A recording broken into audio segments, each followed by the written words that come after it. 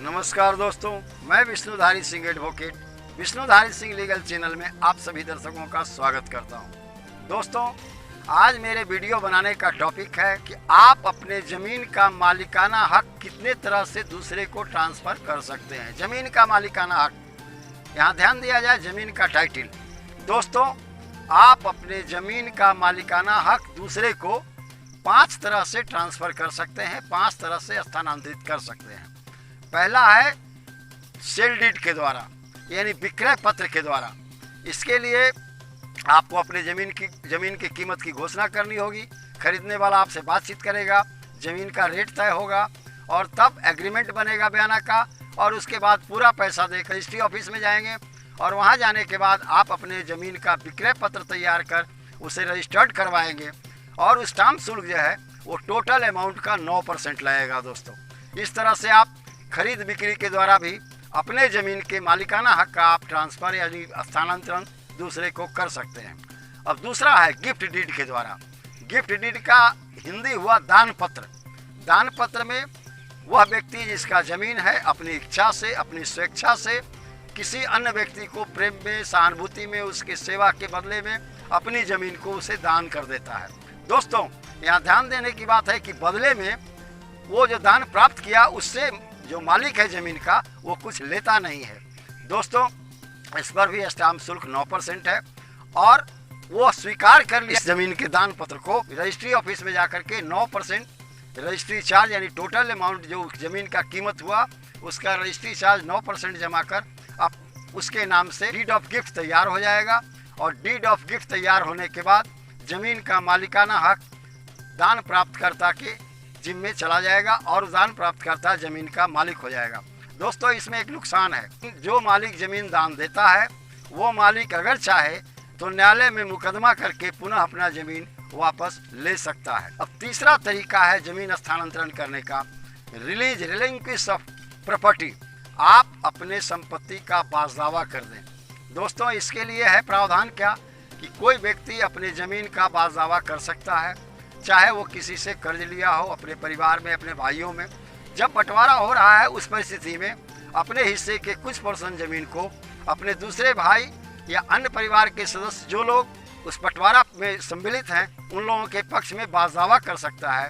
इस पर court fees बहुत कम है, लगभग 4%। और ये चीज़ रजिस्ट्री ऑफिस में न हो करके यह सर्किल कार्यालय में होगा, अंचल कार्यालय में होगा, जहाँ आप जो बंटवारा प्रपत्र तैयार किए और उसमें जो आपने अपनी ज़मीन का बाज़दावा किया उसी आधार पर वहाँ दाखिल खारिज होगा और ज़मीन जिसके पक्ष में आपने बाज़दावा दिया उसके पक्ष में दाखिल खारिज होकर उसकी हो जाएगी।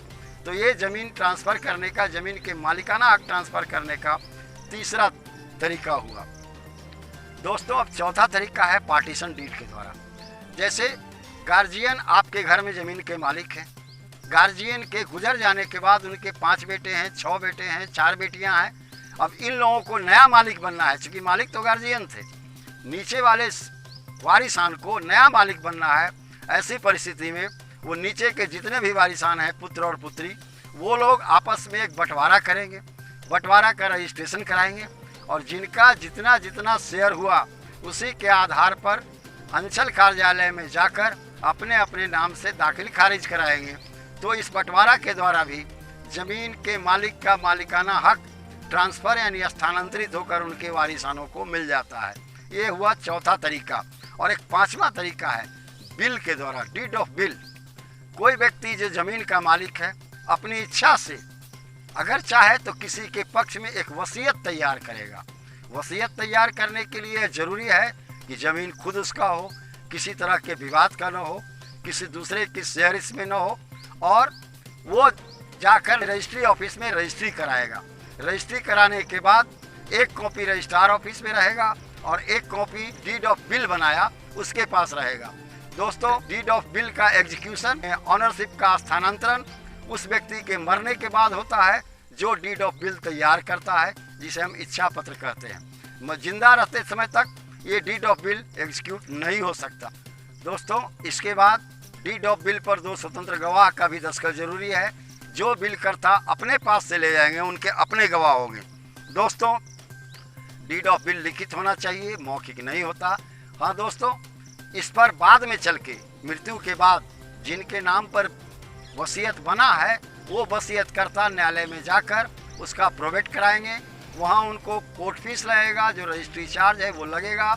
उसके बाद न्यायालय के आदेश से वह ज़मीन उनके नाम पर ट्रांसफ़र हो जाएगा। तो दोस्तों, यही 5 तरीका है भारत में जो ज़मीन के मालिकाना हक का स्थानांतरण किया जाता है। धन्यवाद दोस्तों, विशेष अगले वीडियो में। अगर आपको यह वीडियो पसंद आई तो इसे लाइक करें, सब्सक्राइब करें। सब्सक्राइब करने के बाद बेल बटन को ज़रूर दबाएं ताकि हमारे सभी वीडियो का पहले बार नोटिफिकेशन आपके पास तक पहुंच सके, जिससे आप लाभान्वित हों।